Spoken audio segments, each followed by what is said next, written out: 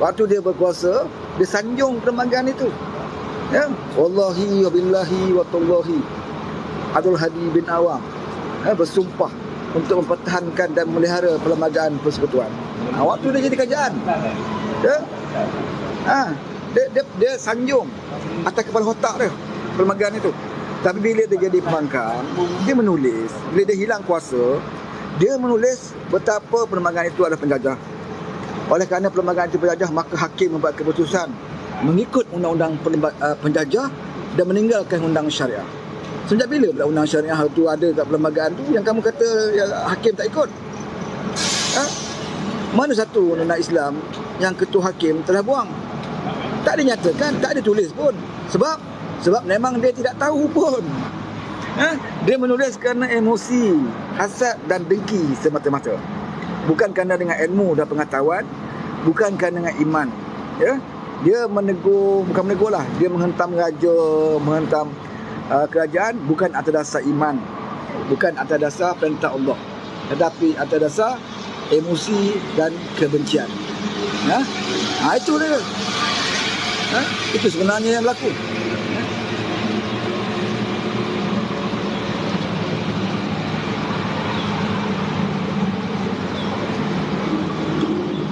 Ada tetamu depan. Harap-harap walaon lah kan, supaya saya cakap ni dia dengar kan, supaya dia boleh menyampuk. Harap-harap dia walaon depan saya ni. Dia dengar saya cakap tadi, tapi dia diam. Dia pun samekna wa atokna. Ada dua orang saudara kan, tapi kalau saya dah bercakap, saya tak peduli kan. Engkau dah sebelah aku ke, kebetulan kau walaon ke, peduli apa aku kan? Nak berucah, ada dua kursi depan saya ni kosong. Boleh aja kan, kalau tidak dengar lah kan. Dia tak mau mendengar, ni yang jadi jahil murakab. Dan sebab tu saya katakan, bila dah puak-puak mereka tidak ada lagi hujah atau tidak ada lagi modal, akhirnya mereka kembali ke zaman politik dulu, iaitu bermain dengan agama, bermain dengan kaum. Sebab tu Haji Hadi menulis tentang isu kaum dan juga agama. Dalam Facebook dia menyentuh raja-raja kan, menyentuh ke bawah duli Mahmud Tuanku. Padahal raja-raja itulah dulu yang mengangkat dia menjadi duta khas Timur Tengah. Walaupun melalui kerajaan Tebu Atap, tapi merasalah juga menjadi duta khas Timur Tengah Perdana Menteri atas perkenan raja, atas perkenan istana kan. Tapi bila kamu dah hilang kuasa, kenapa kamu tidak lagi boleh hormat istana? Kamu jadi kerajaan Tebu Atap pun melalui perkenan istana juga. Akhirnya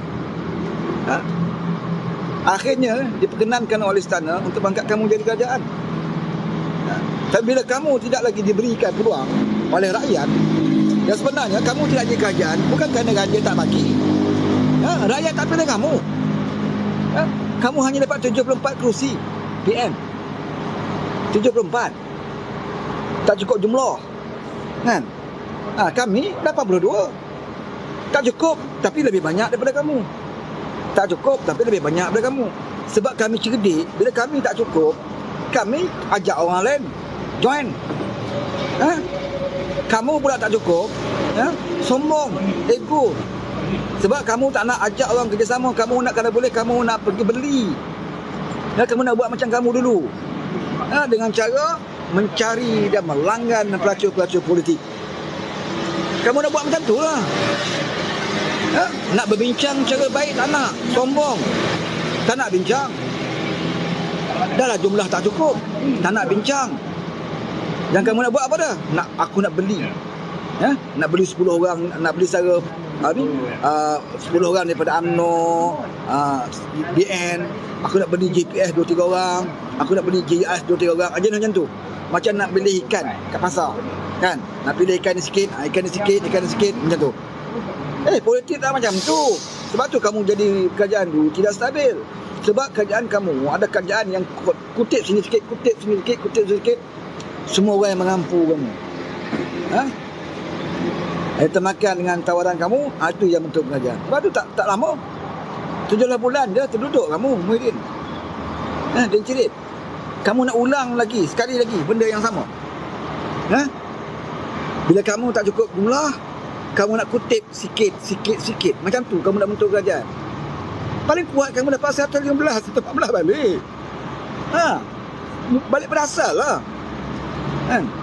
Sebab itu, apa yang Datuk Seri Anwar buat, itu cara yang paling bijak. Bila dia dapat 82 jumlah kerusi yang lebih tinggi daripada mana-mana parti gabungan. Okey, tidak cukup. Kita bincang setengah parti dengan Barisan Nasional, UMNO khususnya. Kita bincang pula dengan GPS, GRS, Warisan. Kita bincang. Okey, bila bincang pula macam mana, bila kita bentuk kerajaan, macam mana agian kabinet kita nak buat, berapa kota-kota, bincang. Bincang. Inilah kata kerajaan paduan, dibentuk secara bersama. Tak ada sifat iri hati, tak ada sifat terasa hati. Tak ada. Sampai hari ini alhamdulillah tak ada pun merengek mana-mana menteri mengatakan mereka nak menteri lebih, menteri nak menteri lebih. Oh, kenapa orang dia dapat banyak, kenapa kami dapat kurang? Tak ada. Tak ada, saudara. Sebab benda yang dibentuk, kerajaan dibentuk ni adalah hasil perbincangan muafakat. Dan itulah cara Islam ajar, iaitu syura. Islam menganjurkan syura. Apa sahaja keputusan yang dibuat, yang paling baik adalah melalui syura. Ini dalam PAS ni, syura dah hanya nama majlis saja, majlis syura. Tak berfungsi pun. Di zaman Tun Guru Aziz saja majlis syura ni berfungsi dan majlis syura ini dihormati. Selepas almarhum Tun Guru Aziz menjadi masyarakat am, langsung majlis syura langsung tak ada macam apa ni? Penyapu kaki je lah. Penyapu kaki je bagi orang PAS ni, bagi parti PAS ni. Sebab itu mereka tidak hormati lagi. Banyak keputusan parti membelakangkan majlis syura. Mereka tak respect majlis syura mereka.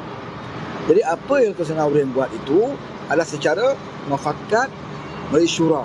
Sebab itu alhamdulillah 1 tahun lebih belum ada mana-mana parti yang merasakan mereka diadaktirikan ataupun mereka tidak dapat seperti mana orang lain dapat. Semuanya berada dalam puas hati di pihak kepimpinan parti itu dalam gabungan kerajaan PH. Itulah berkatnya syura. Tapi dia cirik ni, PN dia lah sombong. Dah lah tak cukup jumlah. Haji Hadi mengaku cukup jumlah. Sebab Haji Hadi tahu kebanyakan walaun ini bodoh, tak tahu mengira. 74 dengan 82 tak tahu nak kira mana paling besar.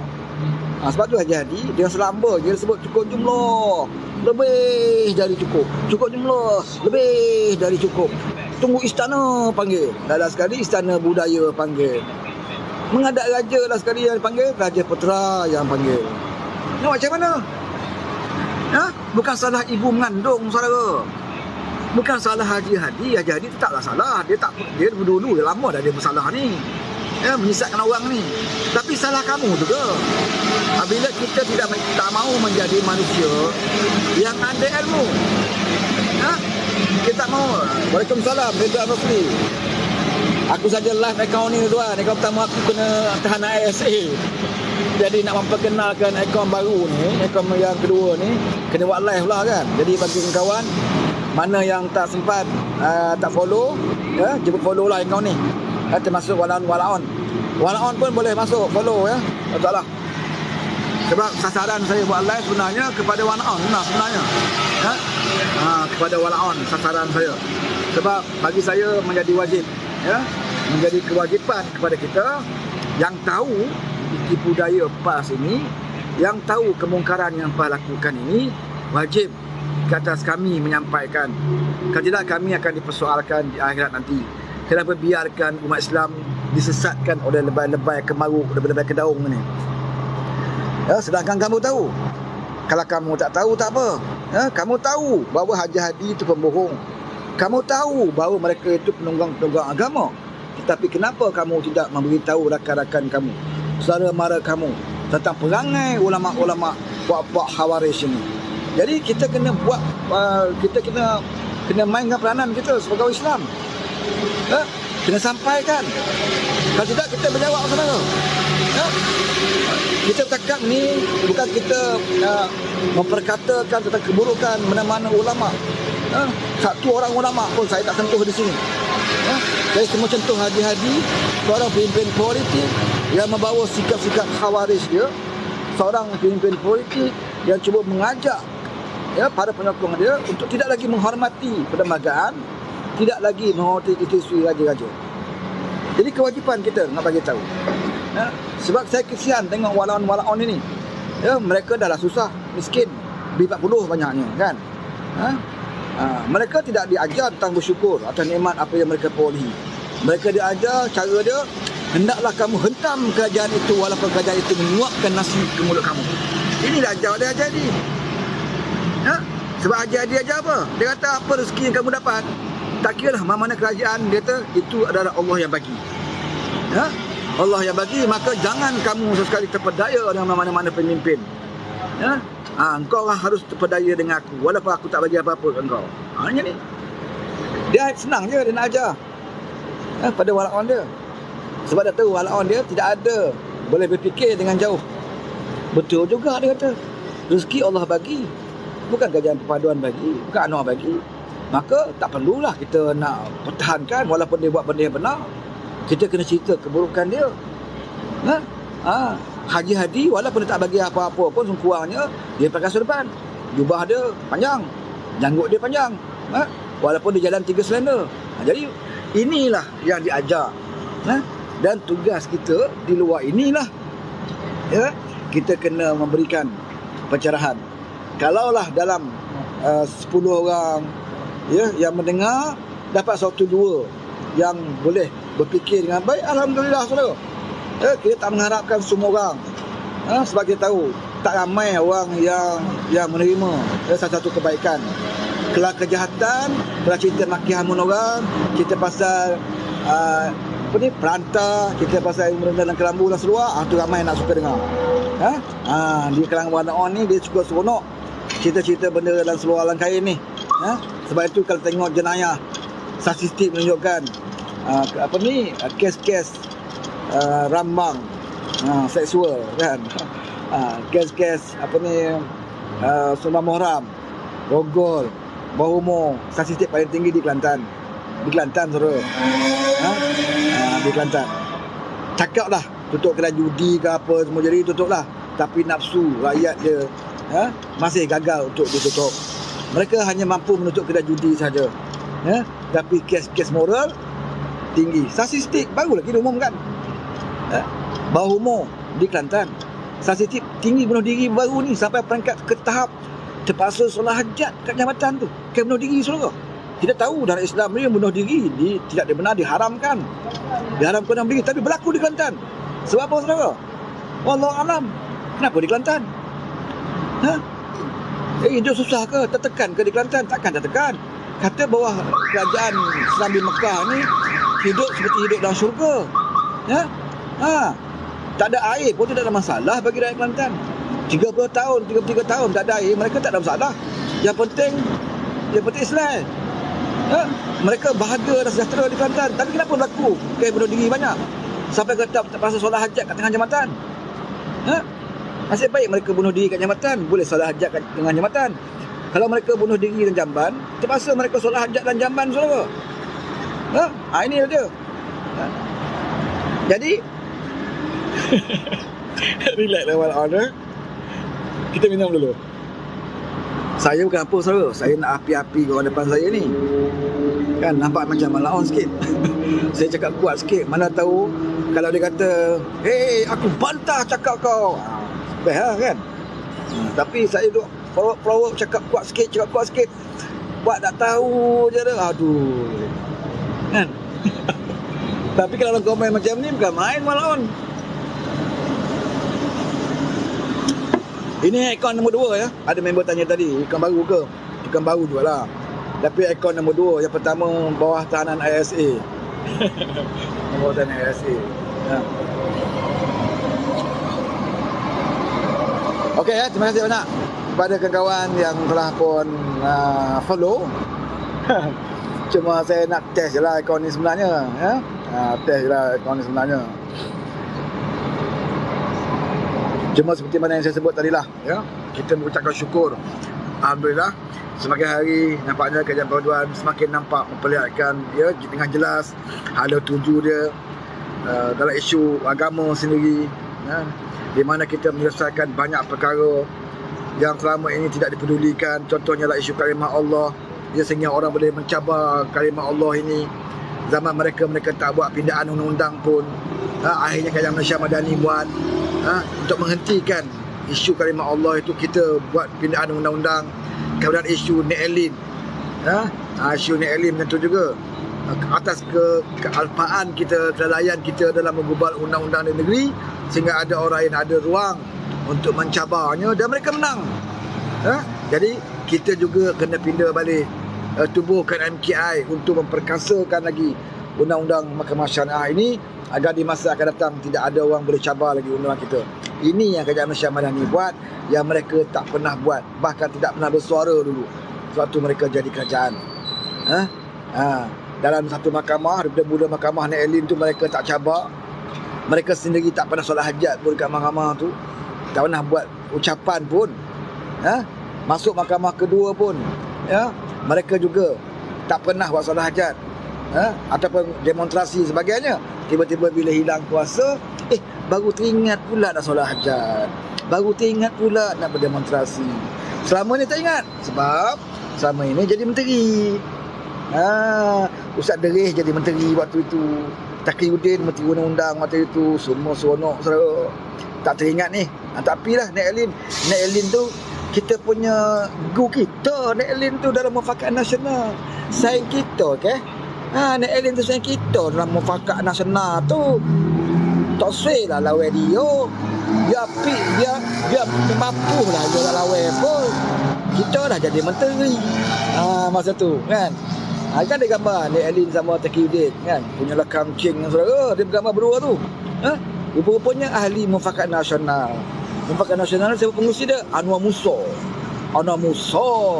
Siapa Anwar Musa? Alipah. Mufakat Nasional tu ramai PAH dalam tu. Rupanya Neelin tu ahli Mufakat Nasional. Dia pergi lawe undang-undang syariah di Kelantan. Lawe saudara. Dia pergi lawe. Gocoh. Neelin gocoh dengan undang-undang syariah Kelantan. Gocoh nak lawan ke hudud lah tu. Dah lah dia tak pakai tudung. Orang Negeri Sembilan je Kelantan okey tak? Mana orang Kelantan ni, maaf betulkan saya kalau saya salah. Dia bergocoh dengan undang Kelantan. Kemudian bawa Mahkamah Tinggi. Mahkamah Tinggi tu menang Neelin. Masa tu kerajaan gapo perintah tu. Kerajaan Perikatan Nasional. Masa tu PAH jadi menteri. Jadi menteri agama ada, menteri undang ada. Mereka tak kelih. Mereka tak kelih. Mereka tak kelih. Okey. Neelin mula-mula. Buat tak tahu, buat tak ada gapo, buat tak tahu je. Neelin menang. First round Neelin menang. Mereka tak kata gapo. Mereka biar Neelin menang. Lawan kat Syariah Kelantan. Masuk mahkamah kedua. Gocoh lagi ke mahkamah kedua Neelin.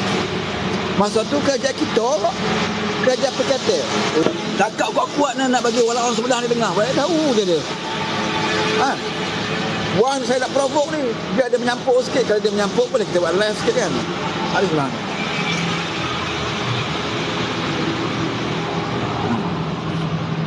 Depan saya je.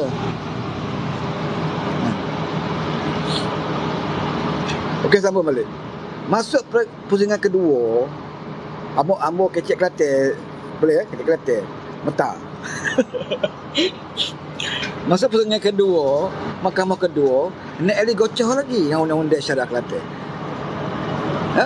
Masa tu kerajaan Perikatan Nasional buat tak kelih pun. Tak ada lah nak solat hajat ko, nak buat doa kunut nazilah ko, nak doa laknat ko, nak berdemonstrasi ko, tak ada. Semua pakat tidur belako. Semua pakat tidur belako sambil berdikir bara. Mereka buat tak pahal. Mana lagi nak Elin? Mana lagi nak Elin, saudara? Ha? Lepas tu Pilihan Raya tombak, mereka tak lagi kerja, naik kerja paduan.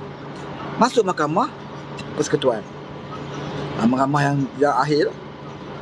Masa masuk mahkamah persekutuan tu baru kerajaan perpaduan. Ketika kerajaan perpaduan. Masa tu lebih-lebih pun baru bangun tidur, saudara. Lepas jadi menteri, lepas jadi kerajaan, baru terbangun tidur. Kuasa dah tak ada, baru tinggi. Ni Ali lawan Islam. Ni Ali lawan hukum Islam tu. Oh, tak boleh biar ni. Ni Ali lawan hukum Islam. Ni Ali lawan syariah Kelantan ni. Oh, tak boleh jadi ni Ali ni. Kita kena bangkit, orang Islam kena bangkit memperjuangkan kepimpinan ulama. Kita kena bangkit, saudara-saudara. Kaum muslimin, muslimat. Inilah hukum Islam yang harus kita pertahankan. Masuklah aku tengah Jumaat lah. Bila dah hilang kuasa. Ayo ramai-ramai kita berhimpun. Kali ini bukan berhimpun di Padang Merbuk. Kita berhimpun di depan Mahkamah Persekutuan. Bawa sejadah masing-masing. Kita akan adakan solat hajat. Ya. Masing-masing bawa air mineral untuk kita berwuduk, bawa sejadah, dan yang paling penting sekali, saudara, jangan lupa bawa duit. Sebab kita akan adakan kutipan oleh unit amal untuk mempertahankan unit elit. Yang itu tak lupa, saudara. Dosa solat hajat, so bawa sejadah, last kali dia kata jangan lupa bawa duit, dia kata. Itu biasalah. Kan? Derma jihad, tunggang isu ni Elin untuk kutip derma. Derma jihad tu pula bukan nak bagi dia peguam ni Elin ke apa, tak ada. Masuk ikon parti lah, saudara. Nak apa Pilihan Raya ni? Dia macam kes RU355 dulu lah, kan? Yang berhimpun di Padang Merbuk. Kutip derma atas dasar nak lawan peguam Sarawak Report. Kita fight mereka. Mereka dah fitnah kita. Kita nak lawan mereka habisan. Kita perlukan dana, saudara-saudara. Maka ramailah awal-awal bagi dana. Last sekali pergi settle tepi sama peguam Sarawak Report. Settle luar mahkamah, bayar pula 1 juta lebih. Dah lah settle. Bayar pula peguam Sarawak Report 1 juta lebih, saudara. Ini saya nak dedahkan perangai lebay. Lebay apa panggil? Lebay kedaung. Lebay kelarah. Lebay kemaruk, semua ada. Ini perangai dia. Duit poket dia tak nak keluar. Dia minta dengan saudara. Sebab saudara nak masuk syurga, kan? Dia tak nak masuk syurga. Pemimpin mereka tak nak masuk syurga. Dia suruh saudara je masuk syurga. Amalan bagi derma jihad. Sekolah pondok tak bayar bil api pun minta derma jihad dengan orang. Bayar bil api sekolah pondok dah tak bayar tertunggak dah. Kereta kena aksiden, kena langgar belakang, tak payah claim insurans. Satu ustaz tu, kan, 5,000 kena repair kereta dia. Dia nak bagi nampak halal sikit kereta tu, dia tukar sikit nama. Ini kereta penerangan dakwah. Bersebut penerangan dakwah ni, saudara. Memberikan bantuan kepada kereta berkenaan, menderma kepada kereta berkenaan, itu adalah jihad. Sebab apa? Ini kereta dakwah.